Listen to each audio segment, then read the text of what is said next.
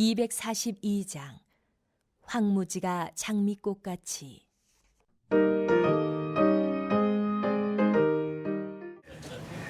세상에서 진 적도 있죠. 네.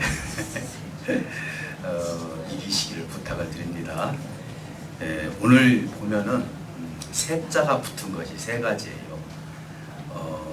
보면은 새 하늘, 그 다음에 새 땅, 그리고 새 예루살렘, 새자가 붙은 것이 세 가지인데, 이 세 가지가 결국은 성경에서 말하면은 다시 만들어진다, 그런 뜻을 가지고 있겠죠. 우리가 이제 이 계시록의 21장에 나와 있는 이 새 하늘과 새 땅을 이야기하기 전에 20장에서 보면은 천년 왕국이라는 것이 나옵니다. 여러분 아마 다 들어보실 거예요. 그리고 이단들이 정말 이 천년 왕국을 얼마나 많이 이용하는지 모릅니다. 그래서 이왕이면 오늘 말씀을 통해서 우리가 건전한 천년왕국, 건전하게 생각할 수 있는 천년왕국이 어떤 것인지, 그렇다고 해서 이 천년왕국 설이 다 잘못됐다, 제가 그렇게는 말은 못하지만은, 그러나 성경의 맥락을 놓고 봤을 때, 전체적 흐름으로 봤을 때는 천년왕국 중에서도 그 설이 주류가 세 가지인데, 그 중에 우리가 지향하는 설이 무천년설이다, 이것을 지향하고 있어요. 우리 교단도 그렇고 장로교도 그렇고 대부분 개신교들은 무천년설을 이야기를 많이 합니다. 여기에는 세대주의 천년설도 있고 여러 가지 찾아보면 많이 있는데, 그 중에 제가 소개해야 될 것은 후천년설하고 전천년설, 부천년설, 설이잖아요. 그래서 성경에서는 이것이 이렇다라고 딱 확실히 이야기하지 않지만, 우리가 추론해서 봤을 때는 부천년설이 확실히 가깝다라는 것을 알 수가 있습니다. 그래서 제가 이것을 어떻게 좀 쉽게 설명을 할 수 있을까 참 고민을 많이 했어요. 이게 들을 때는 그런가 보다 하는데, 그래서 기준을 한번 세워보자 딱 생각을 해봤는데, 그 기준이 뭐냐면은 예수님이 언제 재림하시느냐, 이 기준을 통해서 천년설이 다 갈라져 있더라고요. 그래서 아주 쉽게 말씀을 드린다면, 후천년설부터 말씀을 드린다면, 뒤 후자니까, 그렇죠? 그러면은 예수님이 천년 뒤에 오신다는 뜻이잖아요. 그래서 후천년설이에요. 천년이 먼저 와서 믿는 백성들이 천년 동안 그곳에서 누리면서 산다. 그런데 천년이 지나서 우리 예수님께서 재림해서 천년 후에 오신다. 이것이 후천년설이고, 그러면 반대로 전천년설은 제가 설명 안 해도 알겠죠? 이것은 예수님이 오셔서 천년 동안 우리가 왕노릇한다. 대부분 여기에 많은 이야기를 하죠. 그래서 우리는 그 기대감 있잖아요. 우리는 구원을 받았다, 천년 동안 우리 구원받아가지고 얼마나 자랑스럽느냐, 이렇게 생각도 할 수도 있을 것 같습니다. 그래서 후천년설과 전천년설을 믿는다고 해서 구원과 관계가 있다 없다는 아니에요. 후천년설 믿던 전천년설 믿던, 이것은 예수님을 믿는 구원과의 관계는 없어요. 그러면 제가 이제 오늘 부천년설에 대해서 조금 이야기를 나눠본다면은, 먼저 천년이라는 숫자가 어떻게 됐는지 숫자 개념부터 생각을 해봐야 된다는 것입니다. 10의 3승이 천이더라고요. 10의 3승이 천인데, 이 10이라는 숫자는 어떤 숫자냐면 완전 숫자예요. 그러면은 이스라엘 백성들이 이 용어를 쓸 때 10이라는 숫자가 꼭 10이어서가 아니라, 이것은 많은 숫자, 많은 것을 이야기할 수가 있다는 것이죠. 그래서 이게 딱 10이라는 기준으로 이야기할 수 없다. 확정할 수 없는 오랜 기간을 10이라는 숫자 속에서 그렇게 상징적으로 이야기하는 경우들이 많이 있습니다. 그래서 지금이 어떻게 보면 이게 천년왕국에서 말하는 부천년설에 말하는 건 뭐냐면은, 이 천년은 예수님이 처음에 이 땅에 육신을 입고 오셨을 때부터 시작을 해서 예수님이 재림해서 오시는 때까지, 그것이 딱 천년이 아니라 이 기간 동안을 무한정한 기간, 오랜 기간, 하나님께서 참아주시는 이 기간을 천년왕국이다. 그러면 지금 실질적으로 저와 여러분들은 어디에 살고 있냐면은 천년 왕국 속에 지금 살고 있는 것이라는 것이죠. 초림에서 재림이다. 그래서 이것은 상징적인 의미와 영적인 의미를, 그래서 복음 시대를 천년 왕국 시대다라고 많은 학자는 그렇게 이야기를 합니다.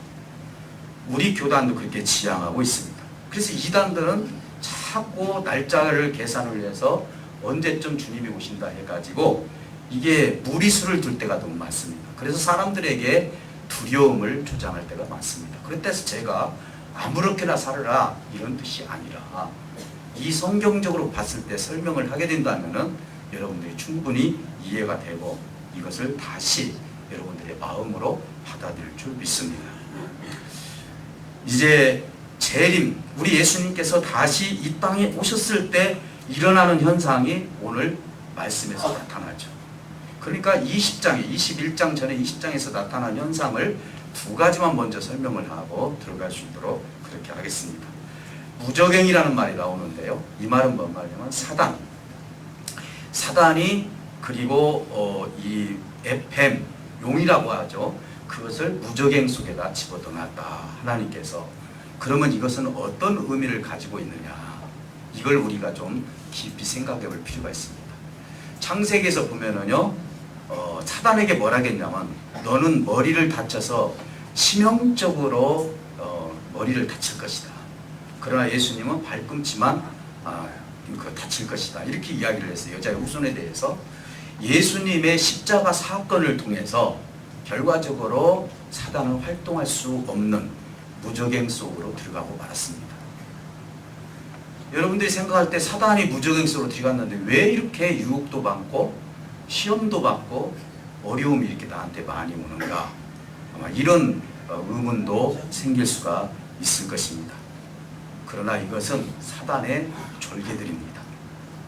귀신, 그리고 거짓 선지자, 이러한 졸개들에 의해서 우리에게 유혹이 오는 것뿐이지 하나님께서는 무저갱 속에다가 사단을 지금 집어넣고 활동을 못하게 만들었어요.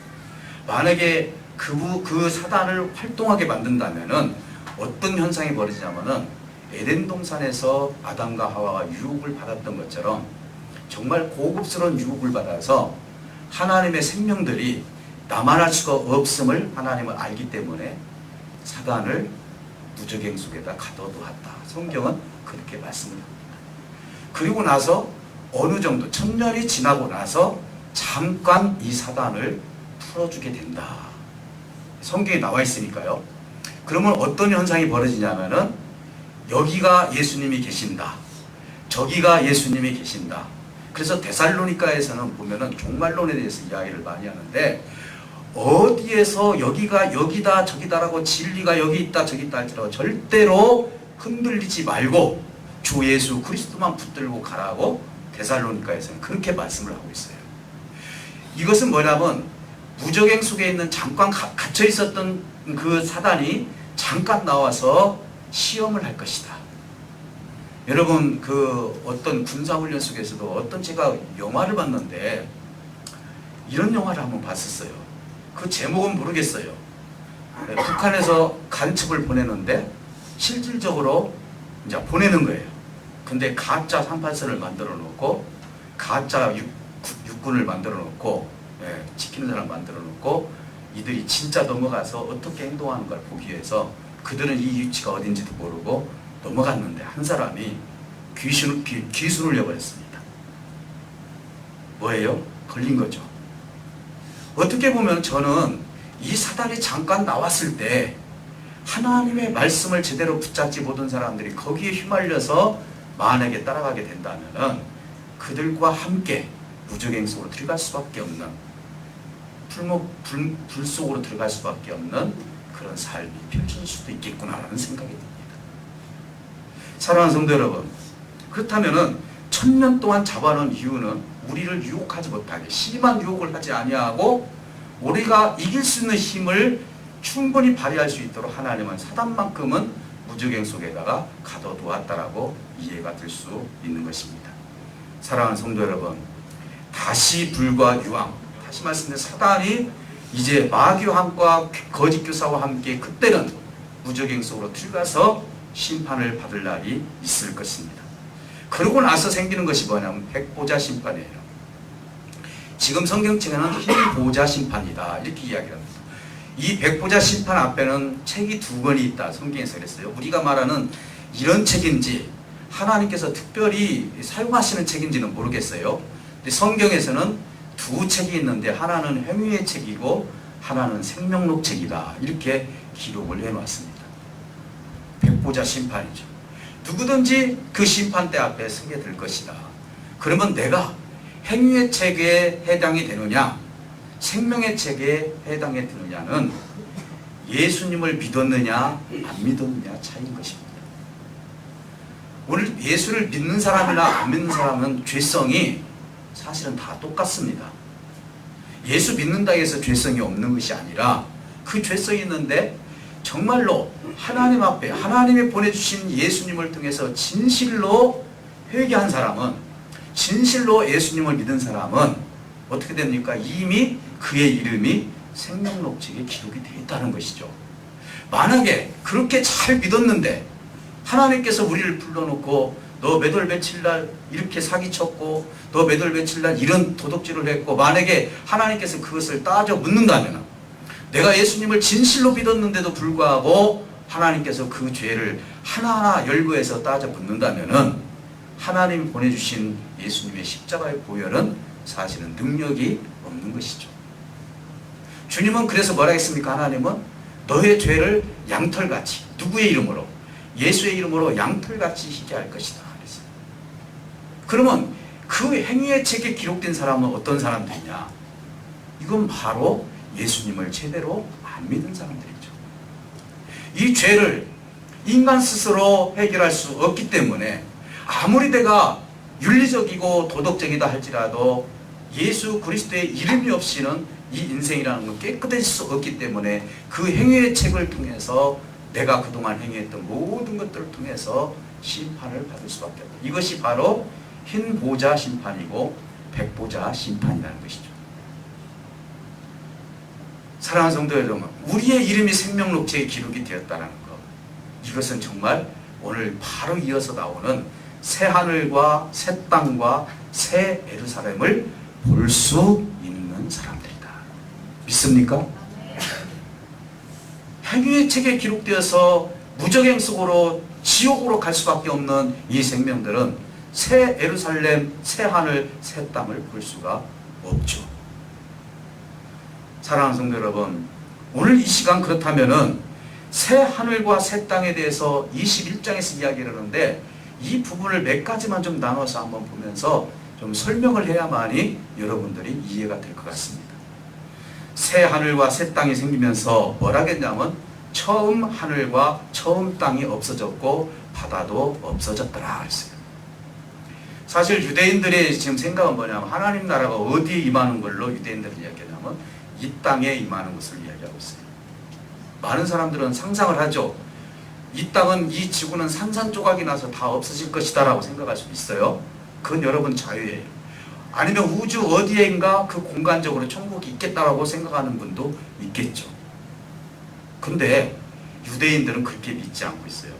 이 땅에 새 하늘과 새 땅 그리고 새 예루살렘이 이루어질 것을 얘기하고 있어요. 여러분 이제 이 성지순례에 가보시면은요, 예루살렘에 보면 예루살렘 성을 모형으로 만들어 놓은 데가 있어요. 그것을 만약에 다시 예루살렘을 만들어서 이 유대인들이 우리가 하나님의 성민이라는 것을 예루살렘을 자기의 인위적으로 만들어서 그렇게 한다면은 아마 전쟁이 일어날 것입니다. 왜? 거기는 완전히 종교 전쟁이 일어날 수밖에 없는 화약고기 때문에 그래요. 근데 하나님께서는 이스라엘 백성들을 통해서 새 예루살렘을 만들으라고 하지도 않았어요.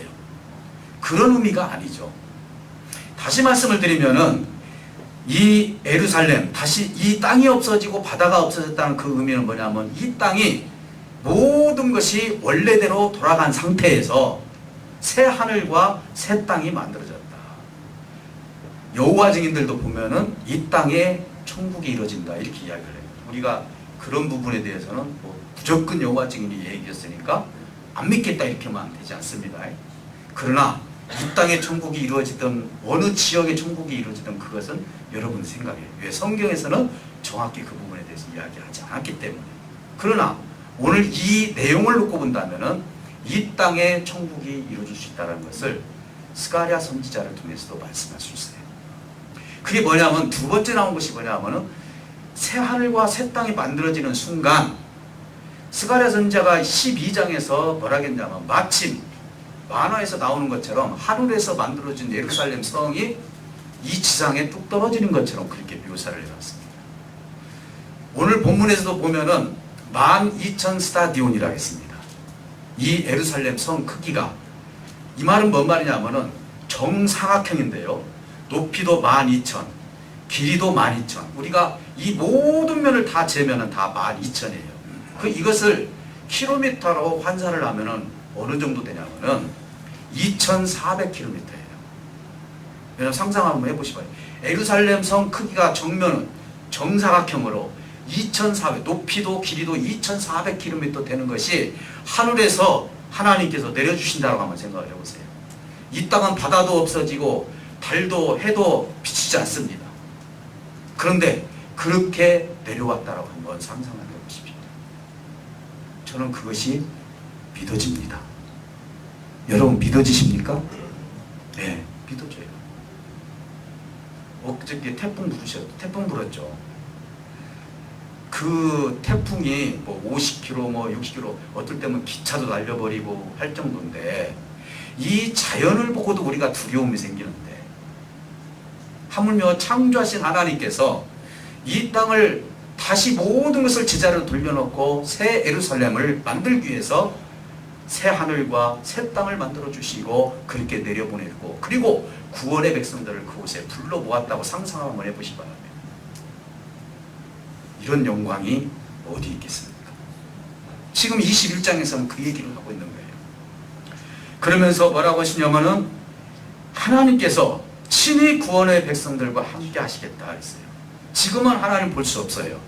근데 성경 맥락을 보면 사도 바울이 고백한 것이 그대로 이루어지더라고요. 지금은 내가 거울처럼 하나님을 희미하게 보지만은 그때는 하나님과 맞대면하면서 볼 것이다 했어요. 그때 하나님을 볼 수 있다라고, 그 천국은 하나님을 볼 수 있는 천국이라고 묘사하고 있다는 사실인 것입니다. 또 하나는 하나님께서 모든 눈물을 닦아주시고 사망이 없고 애통하는 것이 없고 곡하는 것이 없고 아픈 것이 없다. 우리 권사님들, 우리 연세 드신 분들 이렇게 계단 내려오실 때 보면은 우리 젊은 사람들이야 또박또박 걸어서 내려오지만 이게 한 계단 한 계단 내려오는 것이 얼마나 힘든지 제가 마음이 아프더라고요. 근데 하나님의 나라에 가면은 아픈 것이 없대요. 곡하는 것도 없다고요. 뭐 때문에 우울할 필요가 없다는 것입니다. 그런 나라를 하나님께서 주시겠다는 것이죠. 그리고 또 이렇게 말씀합니다. 그동안 너희들이 그렇게 흘렸던 모든 눈물을 내가 닦아주고 그리고 하나님께서 말씀하시는 나는 알파와 오메가요 처음과 나중이다. 이 말은 뭔 말입니까? 너의 주관자가 된다. 너에 대해서 내가 전부를 주관하겠다. 이렇게 하나님은 말씀하고 있는 것입니다. 그리고 나서 중요한 말씀하시죠. 하나님께서 생명수와 샘물을 목마른 자에게 값없이 너에게 줄 것이다. 하늘의 양식이죠. 여러분 누군가가 사랑하는 자하고 이야기 나누면은요 이게 양식이잖아요. 이것보다 기쁜 게 어디 있어요? 안 그래요? 먹는 건 먹고 나서 조금 있으면 배고프잖아요. 예, 아닌 것 같이 보시네. 금방 배고파요 사실은요. 근데 여러분 누군가하고 사랑하는 사람과 깊은 얘기를 나누다 보면은 이것은 내 가슴 속에 남기 때문에 마음에 남기 때문에 이 기쁨은 이루 말할 수가 없는 거예요. 근데 우리는 잠깐 맛을 보지만은 하나님 나라에서는 정말로 이것이 영원히 그런 기쁨을 맛을 볼 것이라고 말씀하고 있기 때문에 그 나라는 기쁨 자체라는 사실을 믿으시기를 주님으로 축복합니다. 사랑하는 성도 여러분, 그러면서 이기는 자에 대해서 이야기합니다.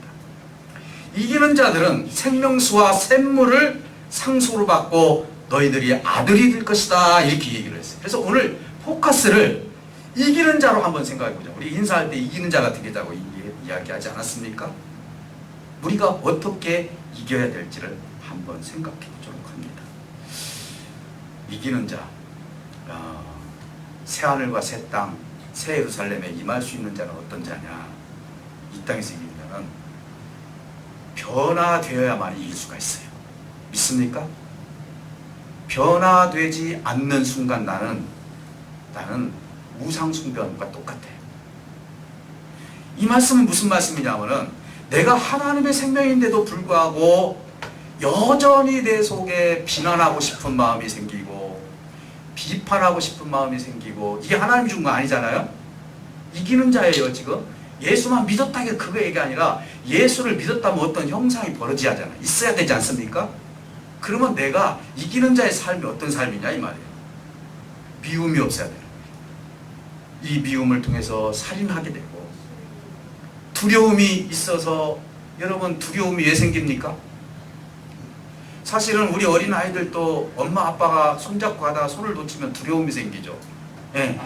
그런데 우리 하나님을 믿는 우리가 세상 살면서 어머니 아버지 손을 놓은 것처럼, 어렸을 때 놓은 것처럼 그 두려움이 생겨서 하나님에 대한 찾고자 하는 그 마음이 없으니까 내 속에서 두려움이 생기다 보니까 무슨 일을 이야기를 하냐면은 내 미래가 어떻게 될 것인가 하면서 점을 치러 가고, 예, 성경에 나와 있으니까 무적행 속에 풀목불 속에 그 불 속으로 들어갈 수 있는 사람이 그런 사람들에게 얘기하지 않습니까? 두려우니까 뭘 봐요? 점을 보고 우상숭배하고. 그러면 내가 변화를 받았다는 것, 내가 이기고 산다는 것은 어떤 의미냐? 이러한 조건들, 이런 것들이 점점 없어져야 되겠죠. 신앙생활하면서 점점 내가 하나님의 거룩한 모습으로 성숙한 생명으로 성장을 해야 되는데, 그게 아니라 가면 갈수록 오히려 처음보다도 못할 정도로 만약에 믿음 생활이 떨어진다면 과연 그것이 하나님 앞에 내가 이겼다라고 이야기할 수 있을까? 우리 주님은 그렇게 말씀하셨습니다. 내가 세상을 이긴 것처럼 너도 세상을 이겨야 된다라고 얘기하고 있습니다. 오늘 저와 여러분들은 수많은 유혹들이 있습니다. 크리스찬이라면, 예수를 믿는 사람들이라면 이기면서 살아야 되는 거죠. 우리는 때로는 이것 때문에 고민도 하고 힘들어하고, 그래서 우리가 어떻게 이깁니까? 하나님은요, 이길 수 있는 방법을 우리에게 허락해 주셨어요. 아무것도 안 주시고 이기라고 한 것이 아니란 말이에요. 이미 사단을 무적행 속에다가 가둬놓고 우리 하나님께서 우리에게 말씀하시기를 너 이겨야 된다 이렇게 얘기했는데, 그냥 맨손으로 이겨라 그런 것이 아니라 우리에게 이길 수 있는 무기를 주셨는데, 그게 여러 가지가 있지만은 3가지 무기를 주셨어요. 여러분 제가 얘기 안 해도 알 거예요. 여러분 앞으로 사실 때 예수의 이름을 걸고 사시기를 주님의 축복합니다. 예수 이름이라고요. 왜 하나님이 가장 큰 예수의 이름을 우리에게 주셨는데 이 예수의 이름을 쓰지 않고 왜 세상의 이름을 씁니까? 권력자의 이름을 씁니까? 능력자의 이름을 씁니까? 좀 권위 있는 자의 이름을 씁니까? 오늘 정말 내가 하나님의 사람이라면은 정말로 예수의 이름을 사용하시기를 주님의 축복합니다. 그래야 이기죠. 세상에서 아무리 큰 것으로 이긴다 할지라도 결국 그것은 오래 갈 수가 없습니다. 또 하나 준 것이 뭡니까? 우리에게 말씀으로 이기라 했습니다. 말씀. 마귀에게 시험 받을 때 이 떡을 가지고 이 돌을 가지고 떡을 만들어 봐라 했을 때 주님이 말씀하시기를 뭐라겠죠? 사람이 떡으로만 살 것이 아니라 하나님의 말씀으로 살아야 된다. 하나님은 우리에게 이길 수 있는 것을 손수 3가지의 시험을 통해서도 말씀하고 있지 않습니까? 너 하늘에서 저 높은 곳에서 한번 떨어져 봐라. 뭐예요? 오로지 하나님만 하나님을 시험하지 말라. 또 너 나한테 절을 해라. 하나님만 경배하라겠다. 오늘 우리는 수도 없는 하나님께서 말씀을 주셨는데도 불구하고 그 말씀을 사용하지 않고 우리가 살 때가 너무 많다는 것이죠. 사랑하는 성도 여러분, 정말 여러분 이기는 자가 되시기를 원하십니까? 그렇다면요 예수 이름을 사용하시기 바랍니다. 그렇다면 말씀을 여러분 내 마음판에 새기시기를 주님의 축복합니다. 마지막 하나를 준 것이 뭐냐? 하나님과 교제를 나눌 수 있는 것, 기도예요. 기도 속에 찬송이 있고 기도 속에 영광이 있고, 저와 여러분들이 무엇을 이길 수 있습니까? 정말 나는 넘어질 것 같대. 오늘 우리가 우리 교회에서도 보면은 참 힘들고 어려운데 그 힘들고 어려운 것을 무릅쓰고 와서 새벽에 기도하고 저녁에 기도하고 낮에 기도하는 성도들을 볼 때 봤다. 저분들이 완벽해서 그런 것이 아니라 내가 이 세상을 이기려고 저렇게 기도를 하는구나. 우리 하나님은 이런 모든 재료를 주셨는데도 불구하고 우리가 이기지 못하고 산다면은 어떻게 보면 크리스찬으로서 직무유기죠. 사랑하는 성도 여러분, 오늘 저와 여러분들은 어떻게 이 땅을 우리가 영위하면서 살아요? 사실은 이 땅이 아무것도 아니다. 앞으로 멸망받을 땅이니까 그냥 아무것도 아니다. 영지주의처럼 그렇게 육적인 세계를 무시하려고 하는 것이 아닙니다. 하나님이 재림해서 오시는 그때까지 우리 육신의 삶이 얼마나 기쁘게 살아야 될지 하나님 말씀하지 않습니까? 주님이 오시는 그날까지는 최선을 다해서 우리가 이 땅에서 사는 것도 역시 하나님의 뜻인 것입니다. 직장생활 열심히 하고 경제생활 열심히 하고 여러분 모든 결혼이나 이 모든 것들 다 열심히 하셔서 아버지의 뜻대로 살아가는 건 참 중요합니다. 그런데 이 땅은 아무것도 아니라고 생각해서는 안 돼요. 오늘 이 땅에서 성실하게 살되 잊지 말아야 될 것은 이기는 자로 살아가는 것이 하나님의 뜻임을 믿으시기를 주님을 축복합니다. 새하늘과 새 땅에 그리고 새 예루살렘에 우리가 임했을 때 내가 이기는 자로 하나님께서 너는 내 아들이라고 하면서 받아주셨을 때 그 기쁨이라는 것은 정말로 이루 말할 수 없는 기쁨이고 우리 자신에는 얼마나 큰 영광이 되겠습니까? 오늘 저와 여러분들은 잊지 마시기를 주님의 축복합니다. 무엇을? 이 세상은 언젠가는 하나님의 심판이 임할 것이고 이 세상에 언젠가는 하나님 나라가 도래가 되어서 그때 새 하늘과 새 땅이 새로 만들어지고 새 예루살렘이 이 땅에 임했을 때 하나님은 저와 여러분들을 너는 과연 이기는 자로 살았구나 하면서 하나님께서 칭찬하는 그날이 올 줄 믿습니다. 좀 힘들고 어렵고 십자가의 고통의 길이고 이루 말할 수 없는 어떤 고난과 역경과 이런 것들이 나를 덤벼든다 할지라도 정말 우리가 이기는 자로 살 때 하나님께서는 저와 여러분들을 통해서 하나님의 응원자로 살아줍니다. 오늘 저와 여러분들은요 하나님을 의지하면서 이기시기를 주님의 축복합니다.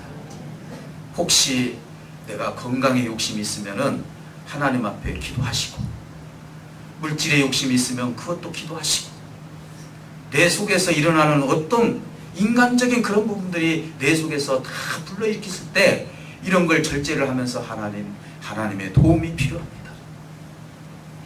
내 마음을 쳐주시옵소서, 내 속에 자라는 쑥을 빼주시옵소서라고 그러면서 하나님의 도움을 받고 우리가 살아가야지, 그렇지 않고 내 지식으로 내 경험으로 내 생각으로 산다면은 세상에서 내 자신을 세상을 이길 수 있는 사람은 하나도 없다는 사실을 명심하시길 주님의 축복합니다. 주님의 이름으로 주님의 말씀으로 주님 가르쳐 주신 그 기도로 우리가 세상을 이겨나갈 때 우리는 앞으로 새 예루살렘에서 우리 하나님과 영원히 아버지의 뜻을 이루며 살아갈 수 있는 저와 여러분들이 될 줄 믿습니다. 천국에 가서 여러분 어떠한 일들이 벌어지는지 그리고 언젠가는 이제 때가 있으면 저도 그 말씀을 드려서 천국 생활이 무엇인지를 실질적으로 한번 같이 말씀을 통해서 나누면서 또 좋은 시간 갖도록 그렇게 하겠습니다. 여러분 소망 잊지 마시고 오늘 기도할 때 하나님 나는 너무 약합니다. 세상에 약하고 또 욕심도 있고 또 때로는 내가 하나님의 위배되는 그런 삶을 살지만 하나님이 없이는 내 스스로 일어설 수 없으니 하나님 붙들어 주시옵소서. 난 주님의 이름밖에 없습니다.